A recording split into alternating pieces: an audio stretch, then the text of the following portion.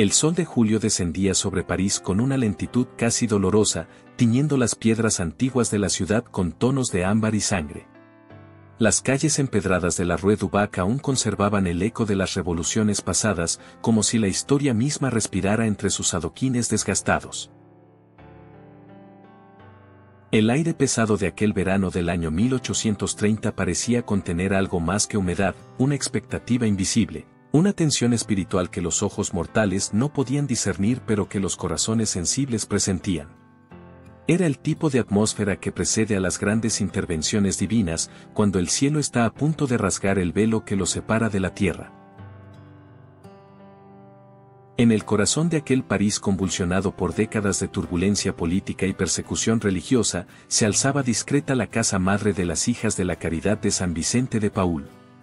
Sus muros blancos contrastaban con la oscuridad moral de una época que había visto guillotinas alzarse contra sacerdotes y templos profanados en nombre de la razón. Dentro de aquellos muros, protegida del caos exterior, una comunidad de mujeres consagradas mantenía viva la llama de la caridad evangélica cuando el mundo parecía empeñado en apagarla. La capilla del convento, consagrada apenas 15 años atrás al Sagrado Corazón de Jesús, se erguía como un faro silencioso de oración en medio de la tormenta. Pero nadie, ni siquiera las hermanas más ancianas y sabias, podía imaginar que aquel recinto humilde estaba destinado a convertirse en escenario de lo sobrenatural. ¿Quién podría haber adivinado que entre aquellas novicias vestidas de gris y blanco, una joven campesina de 24 años portaba en su alma la llave de un misterio celestial? Catalina Laboure había llegado al convento con las manos ásperas del trabajo rural y el corazón marcado por la ausencia temprana de una madre. Nacida en la Borgoña profunda, en el pequeño pueblo de Faines-Moutiers, ella era la novena hija de una familia de 11 hermanos, criada entre el arado y la oración, entre la dureza de la tierra y la dulzura de una fe heredada. Su padre, Pedro Laboure, era un campesino honrado pero austero, que jamás imaginó que su hija silenciosa y obediente sería el instrumento elegido por la Reina del Cielo para entregar al mundo un tesoro de gracia incalculable. La santidad verdadera siempre nace en lo oculto, en lo pequeño, en lo despreciado por los ojos del mundo. Catalina no poseía educación refinada ni elocuencia de salón, apenas sabía leer y escribir lo suficiente para recitar el breviario. Su infancia había transcurrido no entre libros sino entre establos, no en tertulias sino en el silencio de los campos donde la voz de Dios habla con más claridad que en las academias. A los 9 años, tras la muerte de su madre, había subido a una silla para alcanzar una imagen de la Virgen María y, abrazándola contra su pecho infantil, había susurrado entre lágrimas: «Ahora tú serás mi madre». Aquella promesa hecha en la inocencia de la niñez estaba a punto de ser correspondida de una manera que ninguna mente humana hubiera osado soñar. Pero el camino hacia la consagración religiosa no había sido sencillo para la joven Catalina. Su padre, necesitado de brazos para trabajar la granja familiar, se había opuesto durante años a su vocación, enviándola a París para servir en un restaurante con la esperanza de que el bullicio de la capital disipara sus ideas de claustro. Sin embargo, la llamada divina no se apaga con el ruido del mundo, al contrario, arde con mayor intensidad cuanto más se intenta sofocarla. Catalina había perseverado con la paciencia de una santa en formación, soportando incomprensiones y rechazos hasta que finalmente, en el año 1830, las puertas del noviciado se abrieron para recibirla. Ahora, vestida con el hábito de las Hijas de la Caridad, vivía sus primeros meses de formación religiosa sin saber que su vida estaba a punto de cambiar para siempre. El mes de julio avanzaba con una pesadez sofocante. Las noches parisinas, normalmente refrescantes tras la canícula del día, parecían retener el calor como si el aire mismo aguardara algo. En el dormitorio común del noviciado, Catalina dormía en un camastro simple, tan austero como había sido su vida entera. Sus compañeras de comunidad la conocían como una joven piadosa pero ordinaria, sin nada que la distinguiera salvo quizá una devoción particular a la Virgen María y una inclinación inusual a la oración nocturna. Nadie sabía que en las profundidades de su corazón, Catalina albergaba un deseo ardiente, contemplar a la Madre de Dios con sus propios ojos. Había rezado incansablemente para obtener esta gracia, con la insistencia humilde de quien confía plenamente en la bondad maternal de María. La noche del 18 de julio estaba destinada a ser la última noche ordinaria de Catalina Laboure. Mientras la ciudad dormía y las sombras se espesaban en los pasillos del convento, las fuerzas celestiales se preparaban para descender. El velo entre el tiempo y la eternidad se hacía más delgado con cada hora que pasaba, como si el cielo mismo contuviera el aliento antes de exhalar un prodigio. En algún lugar de las alturas invisibles, más allá de las estrellas que titilaban sobre los tejados de París, una orden había sido dada. La Reina de los Cielos, Madre de Misericordia, refugio de los pecadores, estaba a punto de visitar a su hija predilecta para confiarle una misión que atravesaría los siglos. ¿Podía Catalina, acostada en su estrecho lecho, presentir lo que estaba por acontecer? ¿Sentía acaso en su espíritu el roce de alas angélicas preparando el camino? La fe nos enseña que los santos poseen una sensibilidad especial para lo divino, una antena interior que capta las frecuencias del cielo cuando el resto de la humanidad permanece sorda. Aquella noche, mientras sus labios quizá murmuraban una última oración antes del sueño, Catalina estaba al borde de un abismo glorioso. La capilla que visitaba cada día para sus devociones ordinarias estaba a punto de transformarse en el escenario de un encuentro que la historia de la Iglesia recordaría por siglos. París, ciudad de luces y sombras, de gloria y caída, iba a recibir una visita celestial que cambiaría el destino espiritual de millones de almas. El reloj de la capilla marcaba las horas con su tic-tac monótono, ajeno a la magnitud de lo que se avecinaba. Las velas del altar mayor habían sido apagadas tras las últimas oraciones vespertinas, dejando el recinto sagrado sumido en una oscuridad apenas interrumpida por la lámpara del sagrario. Aquel resplandor tenue, símbolo de la presencia eucarística de Cristo, iba pronto a ser eclipsado por una luz de naturaleza completamente distinta, la luz misma de aquella que es trono de la sabiduría, estrella de la mañana, aurora de la salvación.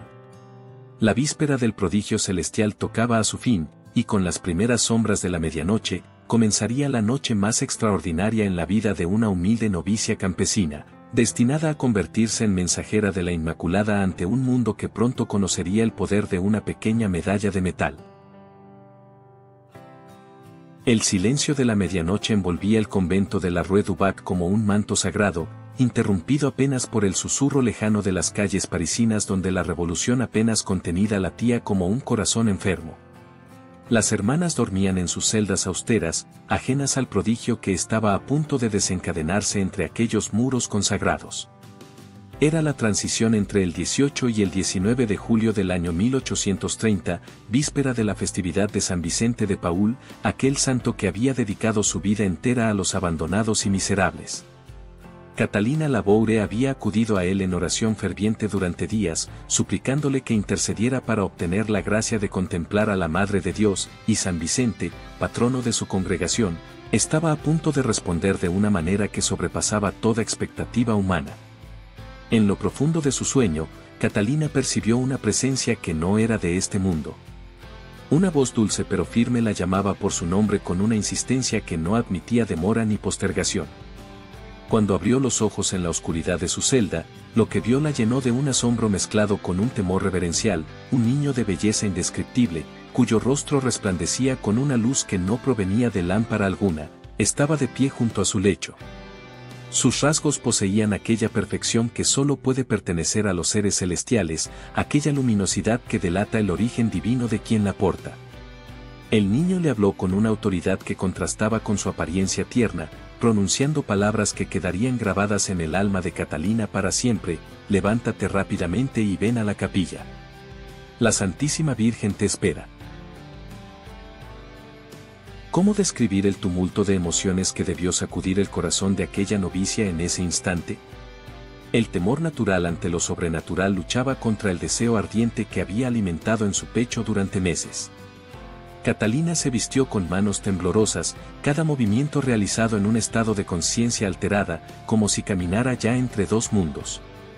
El niño la precedía por los pasillos oscuros del convento, y a su paso todas las puertas se abrían solas con un silencio imposible, como si los mismos goznes de metal hubieran sido tocados por la gracia y obedecieran a leyes superiores. La luz que emanaba del pequeño guía iluminaba el camino, disipando las tinieblas tanto físicas como espirituales, conduciendo a Catalina hacia el encuentro más trascendental de su existencia. Cuando cruzaron el umbral de la capilla, Catalina quedó paralizada por lo que sus ojos contemplaron. Cada vela del recinto ardía con una intensidad sobrenatural, como si ángeles invisibles las hubieran encendido todas simultáneamente para preparar el escenario del acontecimiento celestial. La luz de aquellas llamas no era ordinaria, poseía una cualidad diferente, más pura, más penetrante, capaz de iluminar no solo las piedras y maderas del templo sino las profundidades mismas del alma humana. El niño señaló hacia el presbiterio con un gesto lleno de solemnidad y pronunció palabras que hicieron temblar todo el ser de Catalina: ahí está la Santísima Virgen.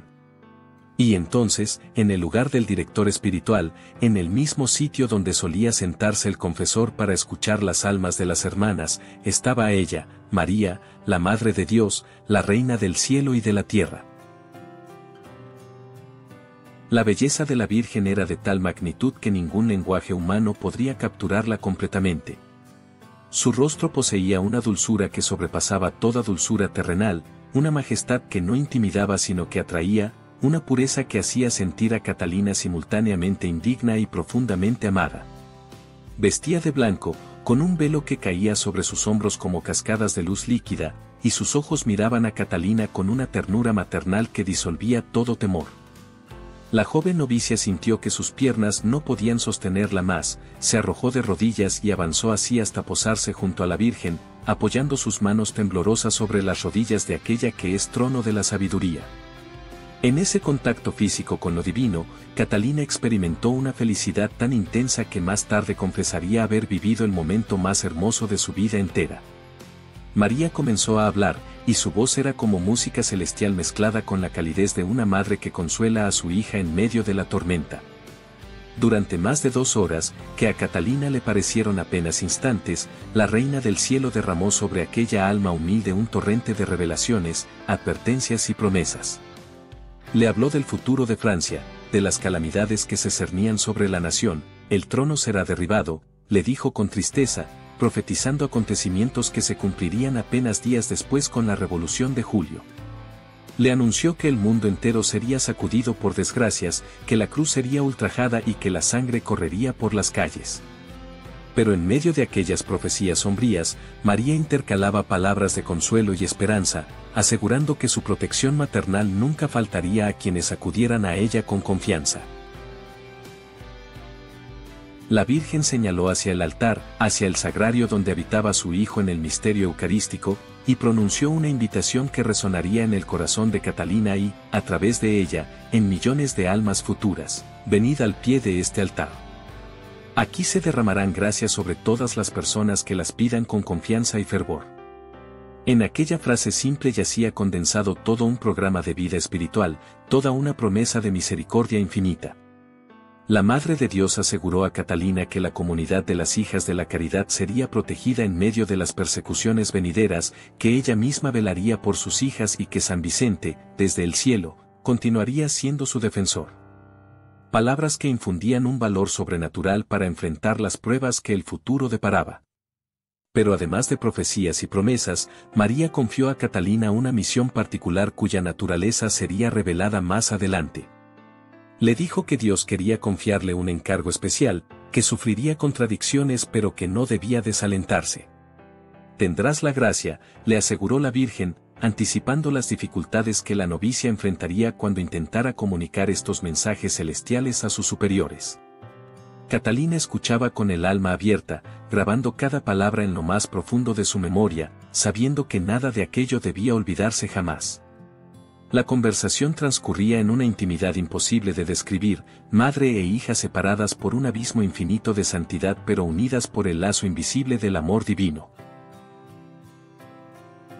Cuando finalmente la Virgen se despidió y su figura comenzó a desvanecerse como se disipa la niebla bajo el sol naciente, Catalina experimentó un dolor agudo ante la pérdida de aquella presencia.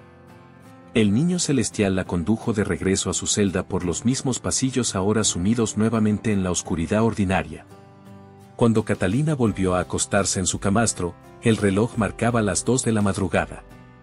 Había pasado más de 2 horas en conversación directa con la Madre de Dios, 2 horas que valían más que toda una vida de existencia común. Su corazón ardía con un fuego nuevo, sus ojos habían contemplado lo que los profetas desearon ver, sus oídos habían escuchado secretos reservados para el fin de los tiempos. Al día siguiente, cuando despertó con las demás hermanas para los rezos matutinos, Catalina guardó silencio sobre lo acontecido. Solo a su confesor, el padre Jean-Marie Alladel, revelaría gradualmente los detalles de aquella noche extraordinaria. Pero en su interior, la joven novicia ya no era la misma, había cruzado un umbral del que no hay retorno posible. Había tocado con sus propias manos las rodillas de la reina del universo, había recibido confidencias celestiales, había sido elegida como instrumento para una obra que trascendía toda comprensión humana. Y aunque aún no lo sabía con claridad, aquella primera aparición era apenas el preludio de una revelación aún mayor que estaba por venir. Una revelación que tomaría forma visible en una pequeña medalla de metal destinada a conquistar el mundo para Cristo a través del corazón inmaculado de su madre. Los meses que siguieron a aquella primera aparición transcurrieron para Catalina en un estado de tensión espiritual casi insoportable, como quien ha probado el vino celestial y debe ahora contentarse con el agua de la existencia ordinaria. El verano había cedido su lugar al otoño, y las hojas caían de los árboles de París como lágrimas doradas que la ciudad derramaba ante el peso de sus propios pecados. Las profecías que María había confiado a Catalina se cumplían con precisión aterradora. La revolución de julio había sacudido Francia exactamente como la Virgen lo había anunciado, el trono cayó, la sangre corrió por las calles, y la joven novicia guardaba en su pecho el secreto ardiente de haber sabido todo esto antes de que sucediera. Pero la misión completa aún no se había revelado, y Catalina esperaba con la paciencia de quien confía absolutamente en los tiempos de Dios. El 27 de noviembre del año 1830, víspera de la fiesta de la medalla milagrosa que aún no existía pero que ya estaba escrita en los designios eternos, el crepúsculo descendía sobre la capilla de la Rue du Bac con una suavidad casi profética. Las novicias se habían reunido para la meditación vespertina, y Catalina ocupaba su lugar habitual entre sus hermanas, aparentemente indistinguible de las demás en su hábito gris y su corneta blanca. Eran las 5:30 de la tarde cuando el aire mismo pareció cambiar de densidad, cuando una presencia invisible pero palpable comenzó a llenar el recinto sagrado. Catalina oyó de nuevo aquel sonido inconfundible que había marcado su primera visión, el roce suave de seda deslizándose, un frufru celestial que ningún oído humano ordinario hubiera podido percibir pero que para ella sonaba claro como campanas angélicas. Cuando levantó la vista hacia el lugar donde se encontraba el cuadro de San José, lo que contempló la dejó sin aliento y le hizo olvidar que existía un mundo más allá de aquella visión. La Santísima Virgen María estaba allí, de pie sobre la mitad de un globo terráqueo que representaba al mundo entero sumido en las tinieblas del pecado. Sus pies descalzos y purísimos aplastaban con firmeza maternal pero implacable la cabeza de una serpiente, aquella antigua enemiga del género humano que desde el Edén había seducido a Eva y envenenado la historia con su veneno mortal. La profecía del Génesis se cumplía ante los ojos de Catalina, la mujer prometida desde el principio de los tiempos estaba allí, victoriosa sobre el mal, triunfante sobre Satanás, ofreciendo a la humanidad caída la posibilidad de levantarse nuevamente hacia la luz. La belleza de María era tal que Catalina más tarde confesaría su incapacidad absoluta para describirla, sería imposible expresar su hermosura, diría, reconociendo que las palabras humanas son demasiado pobres para capturar la gloria de lo divino. La Virgen vestía de blanco aurora, un color que no existe en la paleta terrenal, algo entre el alba y la luz pura, entre la inocencia original y la gloria celestial. Su túnica llegaba hasta los pies y estaba cerrada hasta el cuello, manifestando aquella pureza virginal que no conoce corrupción ni sombra. Un velo del mismo tono inmaculado cubría su cabeza y caía hasta los pies, enmarcando un rostro de tal belleza que los ángeles mismos debían quedar extasiados al contemplarlo. Pero lo que más impresionó a Catalina fue lo que vio en las manos de la Santísima Virgen. Entre sus dedos delicados sostenía una pequeña esfera dorada coronada por una cruz, y la ofrecía hacia el cielo en un gesto de intercesión que contenía todo el amor maternal de María por la humanidad. Aquella esfera representaba al mundo, especialmente a Francia, y María la presentaba ante el trono de Dios como una madre presenta a sus hijos ante su esposo, pidiendo misericordia, implorando protección, rogando que la justicia divina fuera temperada por la compasión infinita. Entonces sucedió algo que transformaría para siempre la historia de la devoción católica. De las manos de María comenzaron a brotar rayos de luz deslumbrante, haces luminosos que descendían hacia el globo terráqueo bajo sus pies como ríos de gracia derramándose sobre la creación. Cada rayo representaba una gracia particular, un favor celestial, una bendición específica que María obtenía de Dios para sus hijos. Catalina notó con asombro que algunos dedos de las manos virginales no emitían luz, permanecían oscuros, y cuando preguntó interiormente el significado de aquello, escuchó en su alma la respuesta de María: son las gracias que olvidan pedirme. En aquella frase simple yacía toda una teología de la intercesión mariana, todo un programa de confianza filial, toda una revelación sobre el poder de la oración humilde que toca el corazón maternal de la Madre de Dios.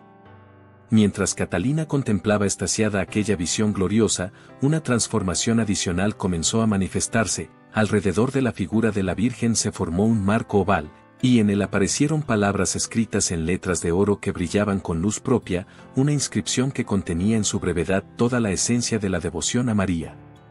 Las letras decían: «Oh María, sin pecado concebida, ruega por nosotros que recurrimos a ti». Aquella jaculatoria proclamaba un misterio que aún no había sido definido como dogma pero que ya vivía en la fe del pueblo cristiano, la Inmaculada Concepción de María, preservada desde el primer instante de su existencia de toda mancha de pecado original.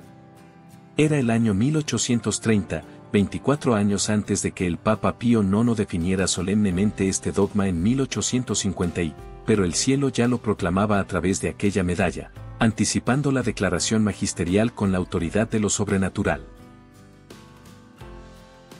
La visión giró entonces sobre sí misma como movida por manos invisibles, revelando su reverso a los ojos maravillados de Catalina. En el dorso apareció una M mayúscula entrelazada con una cruz, símbolo de la unión indisoluble entre María y Cristo, entre la Madre y el Hijo en la obra de la redención.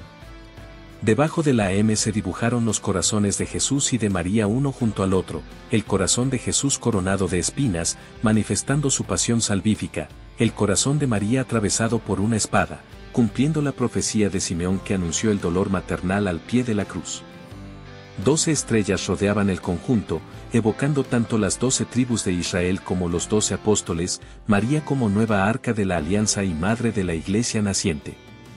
Cada elemento del diseño poseía un significado teológico profundo, cada detalle era un sermón silencioso sobre los misterios de la fe. Entonces la voz de María resonó en el alma de Catalina con una claridad que no admitía duda ni vacilación: haz acuñar una medalla según este modelo. Las personas que la lleven con confianza recibirán grandes gracias. Las gracias serán abundantes para quienes la lleven con confianza. Era una orden celestial, un mandato divino confiado a la más humilde de las criaturas. Catalina debía convertirse en mensajera, debía comunicar esta visión a sus superiores, debía convencer a hombres de iglesia prudentes y escépticos de que el cielo había descendido verdaderamente a la tierra. La tarea era inmensa para una novicia sin educación, sin prestigio, sin más credenciales que su palabra sencilla. Pero la Virgen había prometido asistencia, había garantizado que la gracia no faltaría, y Catalina, aunque temblaba ante la magnitud de la misión, sabía que no podía negarse a la Reina del Cielo. Cuando la visión se desvaneció y Catalina volvió a encontrarse en la capilla ordinaria rodeada de sus hermanas que nada habían percibido, su corazón latía con la certeza de haber recibido un tesoro destinado no para ella sola sino para el mundo entero. Una pequeña medalla de metal, simple en su materialidad pero infinita en su significado, estaba a punto de nacer del encuentro entre el cielo y la tierra. Y aunque aún no lo sabía, aquella joya sagrada cruzaría océanos, sobreviviría revoluciones, acompañaría a millones de almas en sus luchas diarias, y se convertiría en uno de los sacramentales más poderosos y amados de la historia de la Iglesia Católica. El camino desde la visión celestial hasta la realidad tangible de una medalla de metal estuvo plagado de obstáculos que habrían desalentado a cualquier alma menos templada que la de Catalina Laboure. Durante más de 2 años, la joven religiosa soportó el peso aplastante de un secreto que ardía en su pecho como carbón encendido, la urgencia de una misión divina contrastando dolorosamente con la prudencia eclesiástica de sus superiores. El padre Jean-Marie Alladal, su confesor y director espiritual, escuchaba sus relatos con una mezcla de fascinación y escepticismo saludable, propio de un sacerdote que conocía demasiado bien los peligros de las falsas revelaciones y las imaginaciones exaltadas. Catalina insistía con la humildad obstinada de quien no busca gloria personal sino únicamente cumplir la voluntad del cielo, repitiendo una y otra vez las palabras de María, haz acuñar una medalla según este modelo. Finalmente, tras consultas con el arzobispo de París y después de verificar la solidez de la vida espiritual de Catalina, el permiso fue concedido. En el año 1832, cuando las primeras 1500 medallas salieron del taller del grabador Adrien Bachet en París, nadie podía imaginar que aquellos pequeños óvalos de metal se convertirían en uno de los instrumentos de evangelización más poderosos de la historia moderna. La medalla mostraba exactamente lo que Catalina había descrito, en el anverso, María de pie sobre el globo terráqueo aplastando la serpiente, con rayos de luz emanando de sus manos y la inscripción en letras doradas. En el reverso, la M entrelazada con la cruz, los 2 corazones sagrados y las 12 estrellas. Cada elemento grabado en aquel metal humilde contenía siglos de teología mariana condensada en símbolos que el pueblo sencillo podía comprender intuitivamente. Las hermanas de la caridad recibieron las primeras medallas con reverencia, conscientes de que portaban algo más que un simple objeto devocional, aunque quizá ninguna de ellas, excepto Catalina que guardaba silencio en su rincón, comprendía realmente la magnitud de lo que estaba a punto de desencadenarse. La providencia divina tiene una manera dramática de validar sus intervenciones en la historia humana, y el año 1832 proporcionó el escenario perfecto para la demostración del poder celestial contenido en aquella medalla. El cólera, aquella plaga inmisericordia que ya había devastado otras regiones de Europa, llegó a París con la ferocidad de un ángel exterminador, sembrando el terror en calles y palacios por igual. La enfermedad no distinguía entre ricos y pobres, nobles y plebeyos, atacaba con síntomas horrendos que reducían a seres humanos vigorosos a cadáveres en cuestión de horas. Los hospitales desbordaban de moribundos, las campanas fúnebres sonaban sin cesar, y el hedor de la muerte impregnaba el aire de la ciudad que apenas 2 años antes había presenciado otra revolución sangrienta. En medio de aquella desolación apocalíptica, las hijas de la caridad se lanzaron a las calles con la medalla recién acuñada colgando de sus cuellos, dispuestas a servir a los enfermos aunque ello significara contagiarse y morir. Lo que sucedió a continuación desafió toda lógica médica y toda explicación natural, convirtiéndose en el testimonio irrefutable del origen sobrenatural de aquella pequeña joya. Los enfermos que recibían la medalla y la aceptaban con fe experimentaban curaciones instantáneas que dejaban atónitos a los médicos racionalistas de la época. Cuerpos retorcidos por los espasmos del cólera se enderezaban súbitamente, fiebres mortales desaparecían en minutos, agonizantes desahuciados se levantaban de sus lechos como si jamás hubieran estado enfermos. Pero los milagros físicos eran apenas la superficie de un fenómeno espiritual mucho más profundo. Pecadores endurecidos que habían rechazado los sacramentos durante décadas pedían confesión tras tocar la medalla. Ateos militantes se convertían al catolicismo después de presenciar una curación. Blasfemos se transformaban en devotos que no podían contener las lágrimas al contemplar la imagen de María grabada en el metal. La gracia divina fluía a través de aquel sacramental con una abundancia que recordaba los días de los apóstoles, cuando el nombre de Jesús pronunciado con fe hacía caminar a los cojos y ver a los ciegos. Las hijas de la caridad misma se convirtieron en testigos vivientes del poder protector de la medalla. A pesar de exponerse diariamente al contagio más letal, atendiendo a decenas de enfermos sin las precauciones que otros tomaban inútilmente, ninguna de las hermanas que portaba la medalla con devoción contrajo el cólera. Esta inmunidad inexplicable ante una enfermedad que no respetaba a nadie se convirtió en el argumento más convincente de la intervención celestial. Los médicos racionalistas intentaban explicarlo como mera casualidad estadística, pero cuando las cifras se acumulaban y las hermanas continuaban sanas mientras todo París caía enfermo, Incluso los más escépticos comenzaban a cuestionar sus certezas materialistas. El pueblo llano, siempre más sensible a lo sobrenatural que las élites ilustradas, no necesitaba explicaciones científicas, sabían reconocer un milagro cuando lo veían, y lo que veían era la mano de Dios actuando a través de María para salvar a su pueblo. Pero más allá de los prodigios físicos, la medalla desató conversiones que transformaban almas y familias enteras. El caso más célebre fue el de Alfonso Ratisbona, un judío banquero rabiosamente anticristiano que portaba la medalla solo para complacer a un amigo, y que experimentó una visión de la Virgen en la iglesia de San Andrés de Gefrate en Roma, convirtiéndose instantáneamente al catolicismo y eventualmente haciéndose sacerdote. Pero había miles de conversiones menos conocidas pero igualmente milagrosas, matrimonios al borde del colapso que se reconciliaban, jóvenes tentados al suicidio que recuperaban la esperanza, madres desesperadas que encontraban paz en medio del sufrimiento. La medalla no era un amuleto mágico sino un canal de gracia que funcionaba en proporción a la fe de quien la portaba, exactamente como María había prometido, las personas que la lleven con confianza recibirán grandes gracias. El pueblo de París, aquel mismo pueblo que había guillotinado sacerdotes y profanado templos apenas décadas antes, comenzó a susurrar un nombre que se propagaría como un incendio incontenible, la medalla milagrosa. Nadie sabía exactamente quién había acuñado el nombre, parecía haber surgido espontáneamente de miles de labios simultáneamente, como si el mismo cielo lo hubiera pronunciado a través de la voz del pueblo. Las 1500 medallas iniciales desaparecieron en días, se acuñaron 10.000 más, luego 100.000, luego millones. Los talleres de París trabajaban día y noche para satisfacer una demanda que crecía exponencialmente. Cartas llegaban desde provincias remotas de Francia, luego desde otros países europeos, luego desde ultramar, todos pidiendo la medalla que curaba enfermos y convertía pecadores. En apenas años desde su primera acuñación, más de 10 millones de medallas circulaban por el mundo, llevando consigo el mensaje de la Inmaculada Concepción y el poder de la intercesión maternal de María. Catalina Laboure observaba todo esto desde el anonimato deliberado que había elegido como su cruz particular. Nadie en París, excepto su confesor y algún superior, sabía que la humilde hermana que servía en el hospicio de Enghien era la vidente privilegiada a quien María había confiado el diseño de la medalla. Catalina rechazaba todo reconocimiento humano con la misma firmeza con que había abrazado su misión celestial, entendiendo que la gloria pertenecía únicamente a Dios y a su Madre Santísima. Su recompensa no estaba en la fama terrenal sino en ver cumplida la promesa de María, las gracias fluyendo abundantemente sobre quienes recurrían a la Virgen con confianza.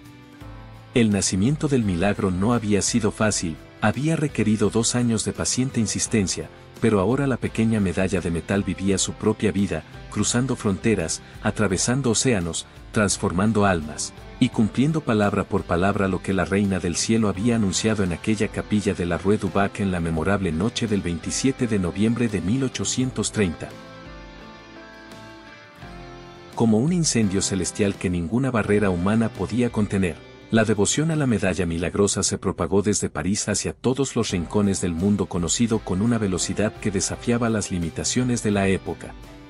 En aquellos años anteriores al telégrafo transatlántico y al vapor oceánico moderno, cuando las noticias viajaban a la velocidad de los caballos y los veleros, el testimonio de los milagros atravesó fronteras con una celeridad que solo podía explicarse por intervención divina.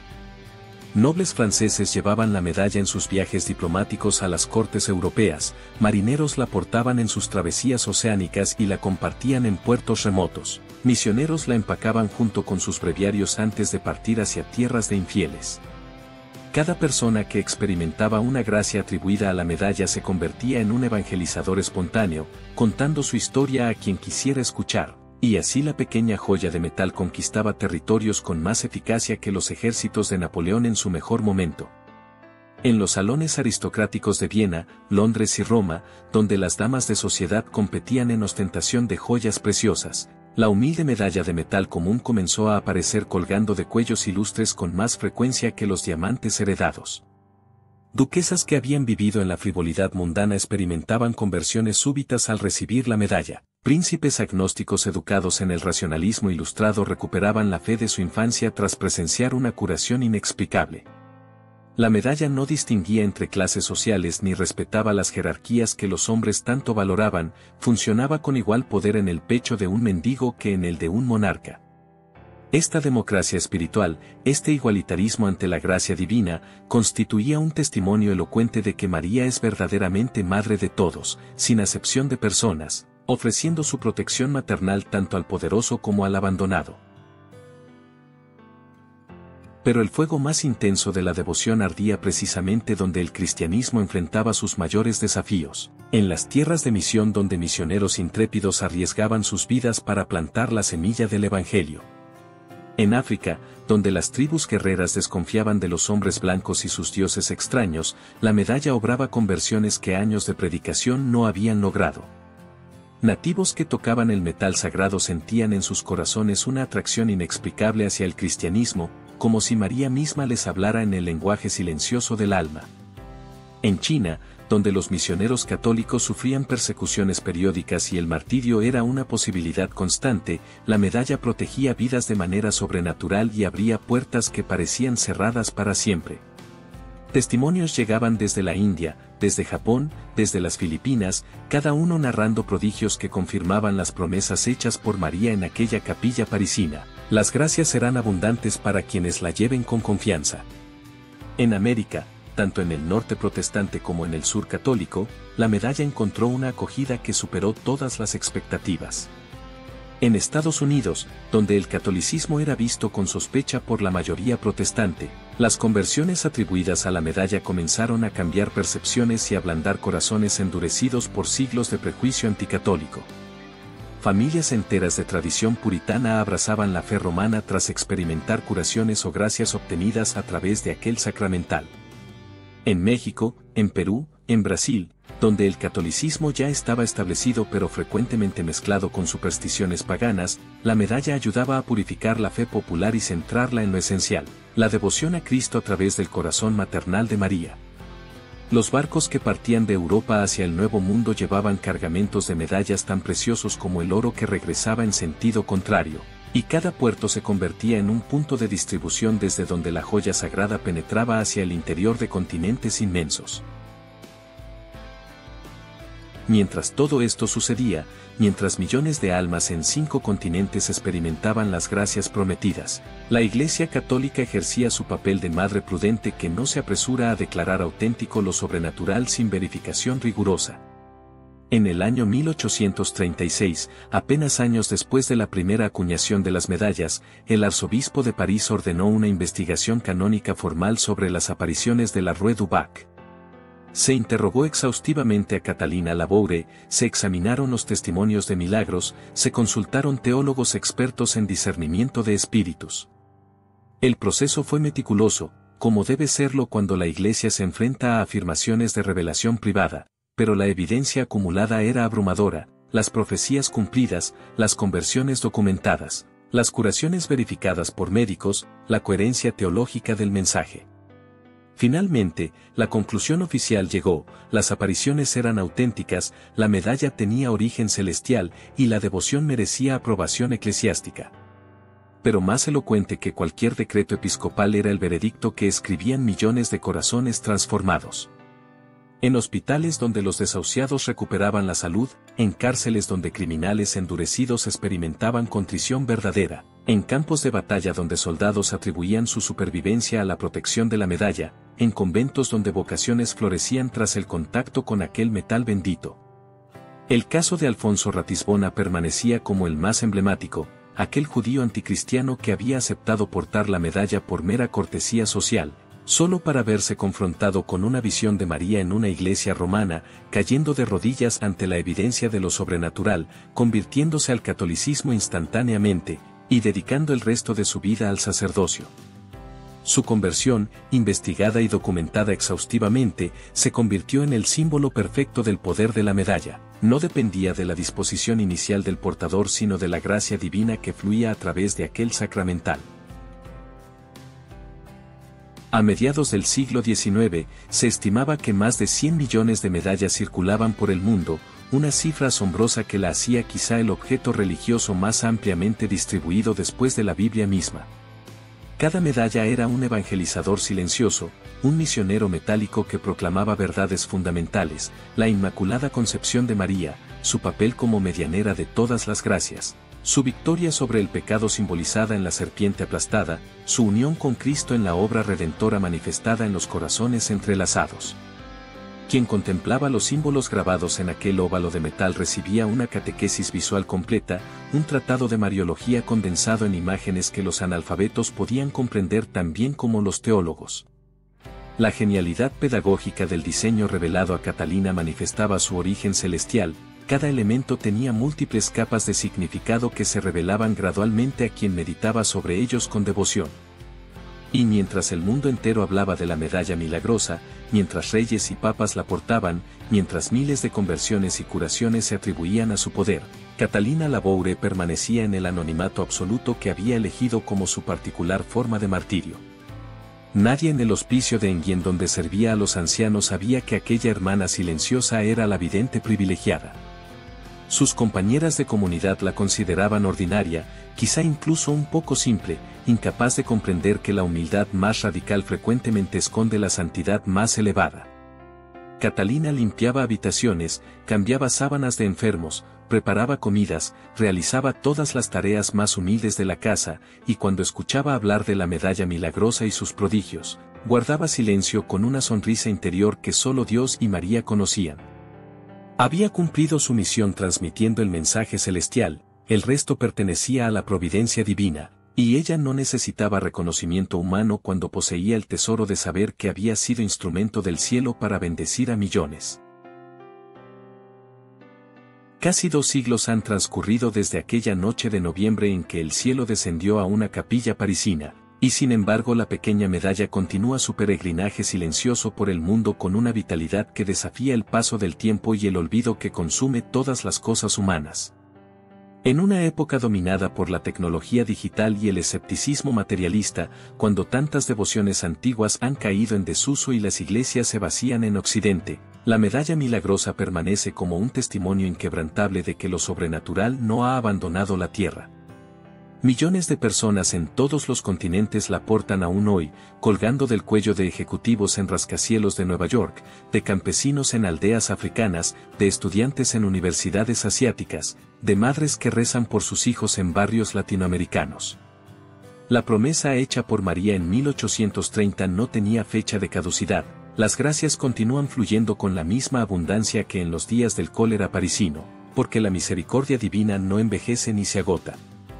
Catalina Laboure vivió 46 años más después de aquellas apariciones que cambiaron el mundo, 46 años de servicio humilde en el hospicio de Enghien cuidando ancianos enfermos, lavando sábanas manchadas, preparando comidas sencillas, sin que nadie excepto sus superiores conociera el secreto que guardaba en su alma. Solo meses antes de su muerte, en el año 1876, reveló finalmente su identidad como la vidente de la Rue du Bac, y aún entonces lo hizo con tal simplicidad y ausencia de orgullo que maravilló a quienes la escucharon. Murió en la paz de los santos, sin haber buscado jamás gloria terrenal, habiendo cumplido su misión con una fidelidad que solo Dios podía recompensar adecuadamente. Su cuerpo, exhumado en el año 1933, fue encontrado incorrupto, manifestando en la carne aquella victoria sobre la corrupción que María había prometido a quienes la siguieran con confianza. En 1947, el Papa Pío XII la declaró santa, confirmando lo que millones de devotos ya sabían en sus corazones. Pero el verdadero legado de Catalina no yace en su canonización ni en los honores eclesiásticos que finalmente recibió, sino en aquella pequeña medalla que ella transmitió fielmente al mundo. ¿Qué es lo que hace que un objeto tan simple, un óvalo de metal con imágenes grabadas, continúe ejerciendo tal poder sobre las almas humanas casi 200 años después de su creación? Los racionalistas dirán que es mera superstición, psicología de masas, efecto placebo amplificado por la credulidad religiosa. Pero tal explicación se estrella contra la evidencia acumulada de millones de testimonios que atraviesan culturas, épocas y contextos sociales completamente diversos. La medalla funciona en el corazón de un científico ateo tanto como en el pecho de una monja contemplativa, convirtiendo al primero contra toda su educación materialista y fortaleciendo a la segunda en su camino de perfección. No es la medalla misma la que posee poder mágico, sino la gracia divina que fluye a través de ella cuando se la acoge con fe, exactamente como María lo especificó. Las gracias serán abundantes para quienes la lleven con confianza. En el siglo XXI, cuando la humanidad enfrenta crisis espirituales quizá más profundas que las del París revolucionario de 1830, la medalla milagrosa ofrece lo que siempre ha ofrecido, un recordatorio tangible de que no estamos solos en nuestra lucha contra el mal. La serpiente que María aplasta con su pie inmaculado continúa levantando su cabeza venenosa en cada generación, adoptando nuevas formas pero manteniendo su odio ancestral contra la humanidad. El relativismo moral que niega la existencia de verdades absolutas, el hedonismo que reduce la existencia humana a la búsqueda de placer inmediato, el individualismo que destruye los lazos de familia y comunidad, el materialismo que cierra el alma a toda dimensión trascendente, todas estas son manifestaciones contemporáneas de aquella antigua serpiente edénica. Y contra todas ellas, la medalla proclama su mensaje silencioso: existe una mujer que ha vencido al mal, existe una madre que intercede por sus hijos, existe una esperanza más fuerte que todas las tinieblas. Los símbolos grabados en la medalla hablan un lenguaje universal que trasciende las barreras lingüísticas y culturales. Los rayos de luz que emanan de las manos de María representan las gracias específicas que ella obtiene de Dios para cada alma que recurre a ella, gracias adaptadas a las necesidades particulares de cada persona en cada momento. Algunos dedos permanecen oscuros, recordándonos aquella verdad perturbadora que María reveló a Catalina: hay gracias que nunca recibimos simplemente porque olvidamos pedirlas, porque nuestra poca fe nos impide acudir confiadamente al trono de la misericordia.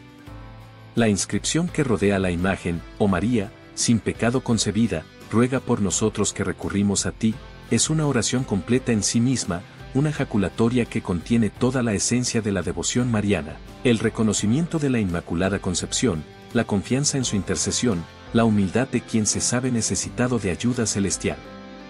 El reverso de la medalla, con la M entrelazada con la cruz y los dos corazones sagrados uno junto al otro, proclama el misterio central del cristianismo, que María está inseparablemente unida a su Hijo en la obra de la redención. El corazón de Jesús coronado de espinas y el corazón de María atravesado por la espada no son dos devociones paralelas sino una sola realidad vista desde dos ángulos complementarios.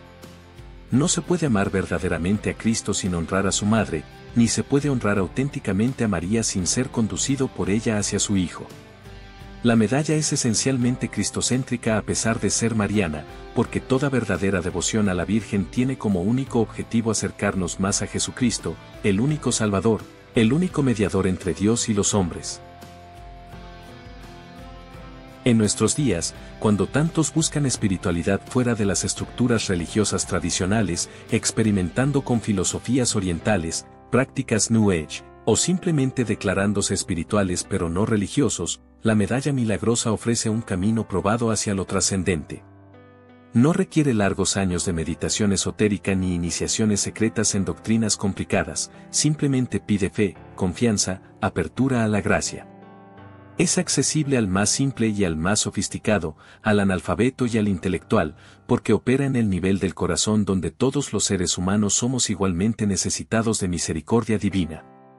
Las conversiones continúan sucediendo en el siglo XXI igual que sucedieron en el siglo XIX, porque la naturaleza humana no ha cambiado fundamentalmente y porque la gracia de Dios sigue siendo tan poderosa como siempre. ¿Qué nos dice entonces este pequeño óvalo de metal sobre el misterio de la fe cristiana? Nos recuerda que Dios actúa frecuentemente a través de lo pequeño y despreciado para confundir lo grande y poderoso. Una humilde novicia campesina sin educación se convirtió en mensajera del cielo, una simple medalla de metal común se transformó en instrumento de salvación para millones. Nos enseña que la intercesión maternal de María no es una doctrina abstracta sino una realidad viviente que continúa operando en la historia. Nos muestra que el cielo no está distante ni desinteresado en nuestras luchas terrestres, sino que desciende a nuestro encuentro, ofreciendo ayuda concreta, protección tangible, gracias abundantes. Y nos invita a la confianza filial, a acudir a María como niños que corren hacia su madre, sabiendo que ella jamás nos rechazará ni nos abandonará en nuestras necesidades. La historia de la medalla milagrosa no ha terminado, continúa escribiéndose cada día en los corazones de quienes la reciben con fe. Mientras exista un solo ser humano que sufra, que dude, que busque luz en medio de las tinieblas, la pequeña joya celestial seguirá cumpliendo su misión, derramando aquellos rayos de gracia que María mostró a Catalina en la capilla de la Rue du Bac. El legado eterno de aquella noche de noviembre permanece vivo, pulsante, operativo, desafiando el tiempo y el olvido, testimonio perpetuo de que el amor maternal de María hacia la humanidad no conoce límites ni fronteras, y que las promesas hechas por el cielo siempre, siempre se cumplen.